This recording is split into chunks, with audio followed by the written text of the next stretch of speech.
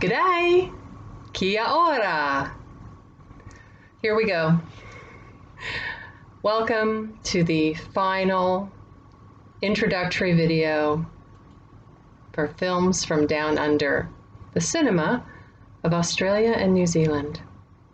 We are, of course, continuing with our New Zealand segment, if you will, and we have our final film, which is a very artsy, theatrical, over-the-top kind of movie, which is why I'm wearing my lovely Japanese smoking jacket that I believe I picked up in a thrift store in Pasadena about, oh my gosh, 15 years ago?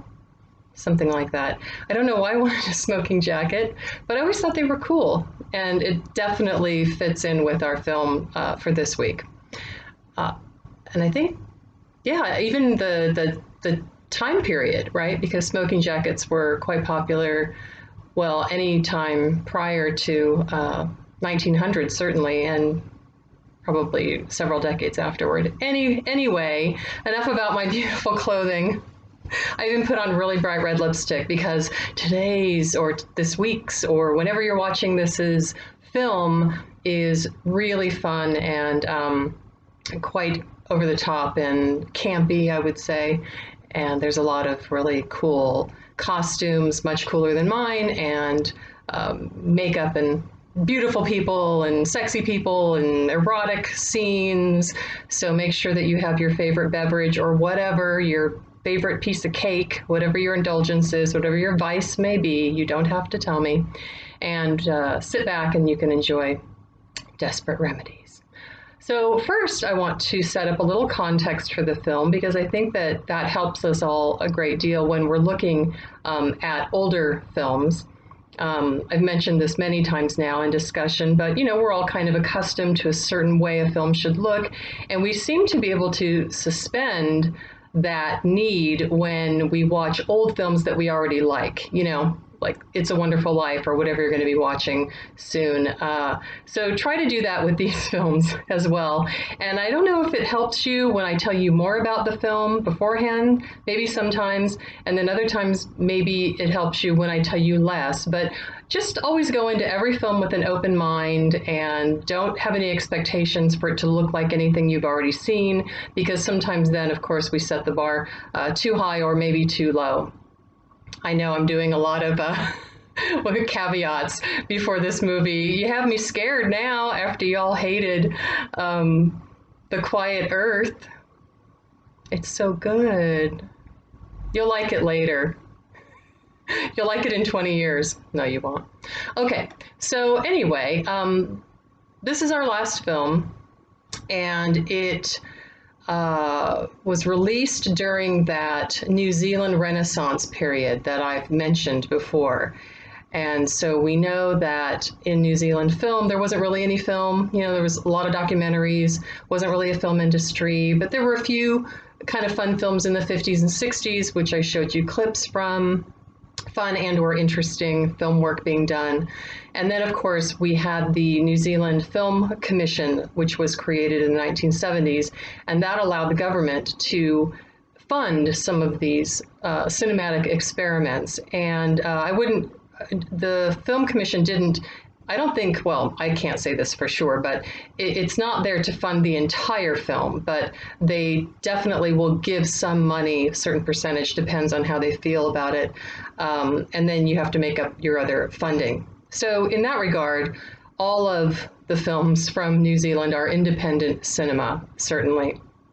And the other thing that we talked about was how the films that then started being made in the 70s and through the 80s were these, they all had some of the same themes going on in them. So we had the Man Alone theme, we had the Road theme, and then we had, of course, the New Zealand Wars, and certainly we had films about the Maui culture. I'm sorry, Maui, that's Hawaii. I'm not reading my notes right now, I'm just going off of what I remember. The Maori, pardon me, the Maori culture, certainly the historic Maori culture, during the New Zealand Wars and the colonial period. And then in the 70s and the 80s, we also got some films about the modern Maori experience, and some of the sort of internal workings of where that collective community was in regard to the modern era. Certainly, they are not a homogenous group, just like no group is homogenous. So let's see. So so that was the 70s and 80s. And then in the 1990s, all over the world, really, independent cinema began to really explode because remember, well, at least in the United States, we had the studio system forever. And even through the 80s, the studio system, even though we didn't put people under contract anymore, really dominated the big studios, right? Warner Brothers and Paramount and all those places.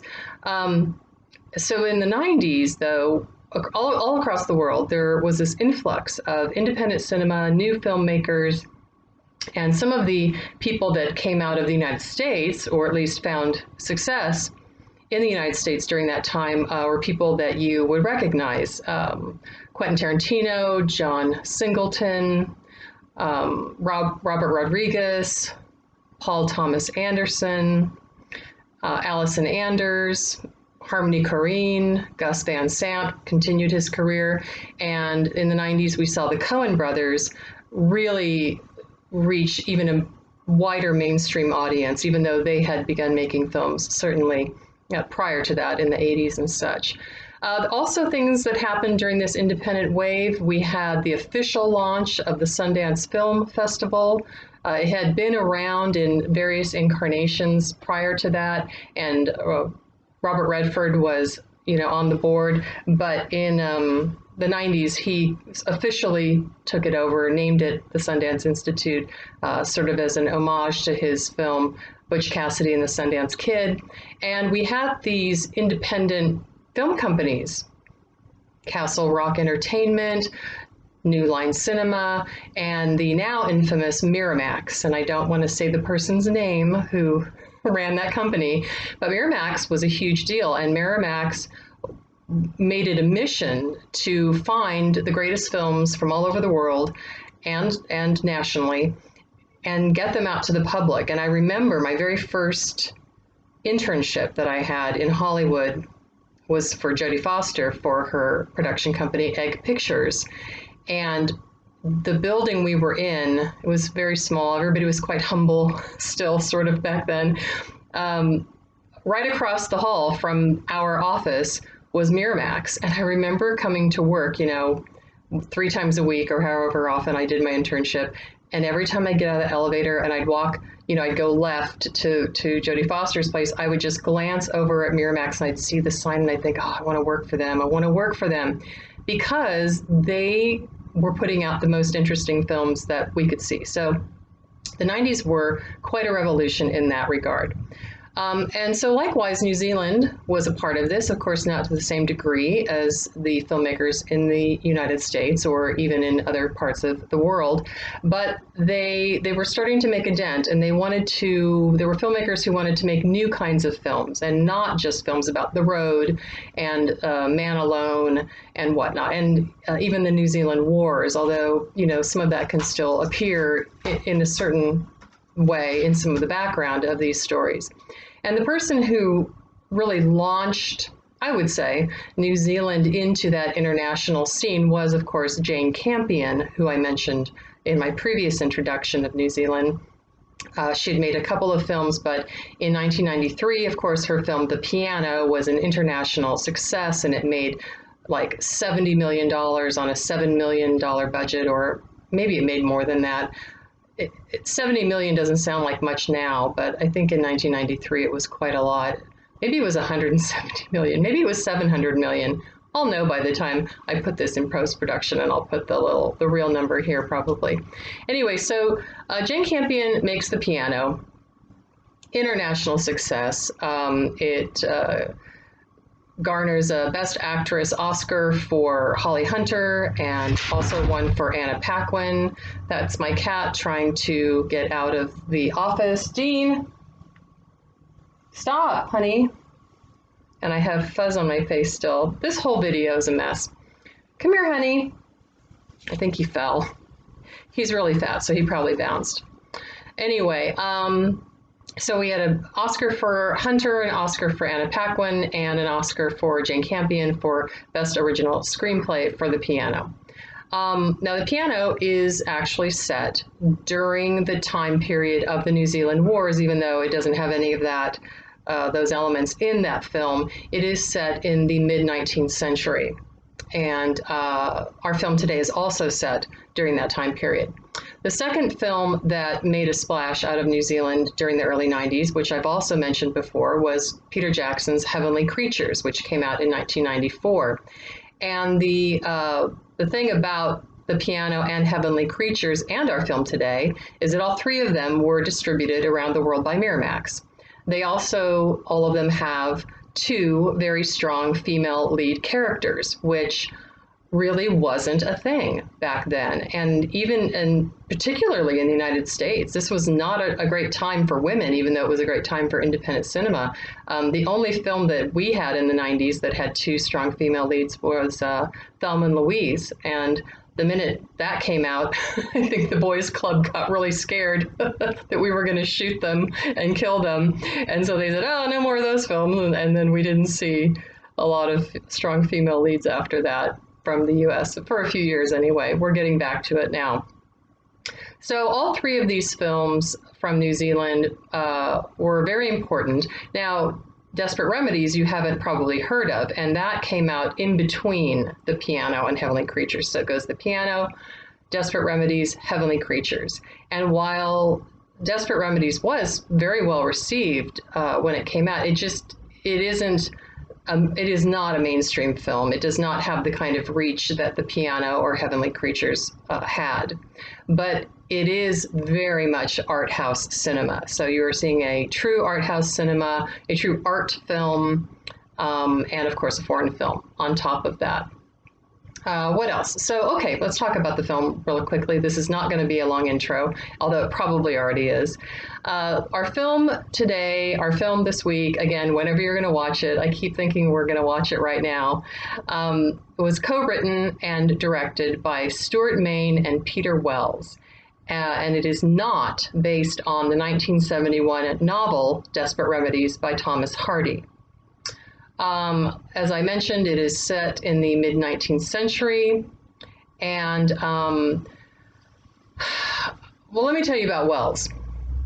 Peter Wells is an interesting kind of guy. So Peter Wells, who I actually quoted as a film historian way back in another intro that I did, he was a New Zealand writer, filmmaker, and historian, mainly known for his fiction, but he also, he was gay, and he liked to explore gay themes in historical contexts in lots of expressive kind of dramatic ways and in documentary films. And he did this a lot in the 1980s and even onward.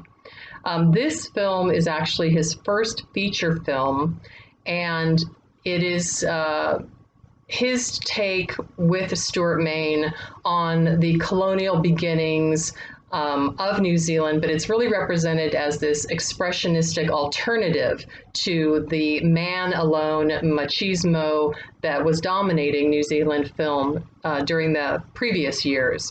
I don't have any information actually on Stuart Main, not even a photo, but I did find that he co-directed a lot of films with Peter Wells, so clearly they were either very good friends or he's a pseudonym, and Peter Wells just didn't want to have all the responsibility of his own name on some kind of credit. But Stuart Main was an assistant director and a director, so he probably was there as sort of a backup director, since again, this is Peter Wells' first film that he is, first feature film that he is directing. Desperate Remedies, as I mentioned, is a costume drama, and it is in complete contrast to the kind of gritty realism of many New Zealand films of that time, and even of a lot of American films. Realism was the thing, and people wanted that grit and more authentic and naturalistic acting. And actually, even Baz Luhrmann was talking about that, why he wanted to make Strictly Ballroom because he was sick of that. He didn't want to see real problems and real grit and all that. And I can understand, certainly now, if I see one more film about drug addiction or rape or murder, I just can't take it anymore. I can't take it anymore. But I love the theater. I have a real theatrical streak in me. I'm sure you have not noticed that at all. And so I like things that are larger in life and really whisk you away. I do like realism too, but it gets old after a while. You know, I mean, movies are supposed to make you escape. They're not supposed to be a mirror of your own life. So I don't want to see my life up on the screen all the time. I want to see the life that I wish I had. So anyway, this film has been called an outrageously operatic bodice ripper. So that might give you some kind of inkling. It is, and while it's set during the early colonial days of New Zealand, the style of the film was actually based on the melodramas from the 1930s and 40s from Hollywood. And as you might realize from that, the 30s and 40s in Hollywood, my favorite eras, have strong female characters. And in fact, our lead in the film today, Jennifer Ward Leland, who is actually considered New Zealand's Dame Judi Dench. Sorry, I'm tripping over my words. I should have a little sip of my homebrewed kombucha that I left in the jar too long, so it's really vinegary, but it'll do the trick. So Jennifer Ward Leland, considered New Zealand's Dame Judi Dench, was asked by director Peter Wells to actually study Joan Crawford in the film Grand Hotel and Bette Davis in the film Jezebel to get ideas for her performance. So we're going to that style of acting. So if you want realism, this is not your film at all. And also to ramp up the kind of staginess, techniques from silent films were used, such as exaggerated facial expressions and hand movements, and it's drama. There are billowing curtains and deep shadows, and even Leland's character's name, Dorothea Brooks, is a nod to silent star Louise Brooks. The directors also chose to shoot the film on Fuji stock, which is known for its heightened, almost garish color. And thanks to the opulent art direction, sumptuous costumes, and a lot of theatrical lighting, and also the exquisite cinematography of Leon Narby, who was the cinematographer on Whale Rider. The film seems very much more lavish than its very small budget of $2 million would indicate. Now, that said, sadly, the copy that I'm going to show you of the film, which I mentioned is a digital copy that I ordered from New Zealand, from a New Zealand CD person, the DVD person. It doesn't have quite the color is not as strong as it was in the film. And I don't know if that's because it needs to be restored or if it's just the copy I got. It's not terrible by any means, but you might look at it and say, oh yeah, this is bright, but it's, maybe not, maybe I'm building it up too much. Don't expect a psychedelic experience is all I'm saying. And also, maybe you can adjust your computer screen to make the colors a little bit more electrified, and then you'll get more of the feeling what it felt like to see this in the movie theater. What else? So I think that's almost, oh yeah. And so now that I've built this up so much, now I'm scared that you're going to watch it and expect Moulin Rouge. This is not Moulin Rouge. This is a small independent film made for $2 million in New Zealand in 1993.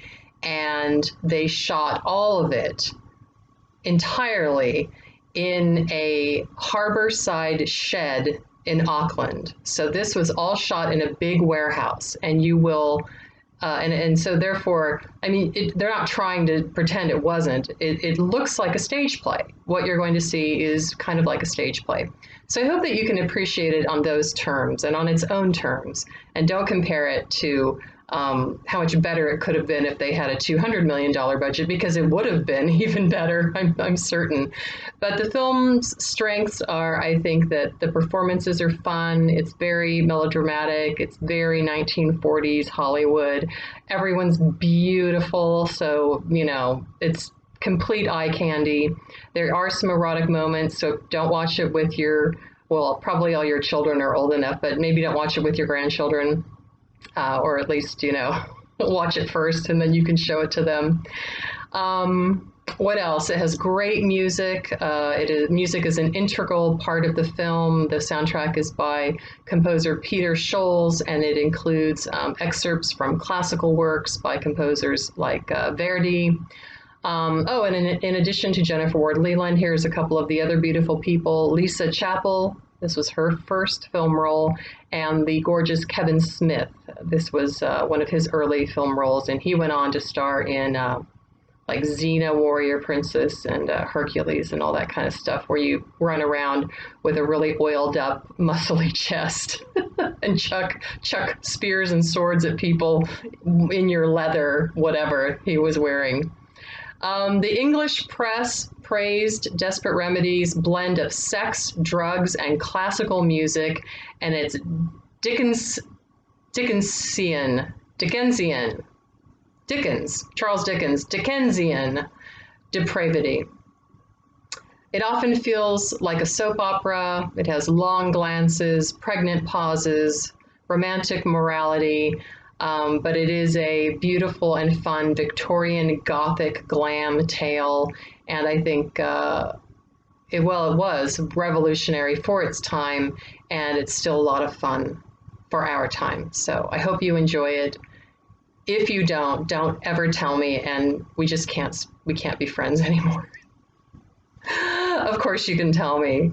Feel free, let it rip. Have a good time. I look forward to talking to you on Monday, and enjoy Desperate Remedies. Bye.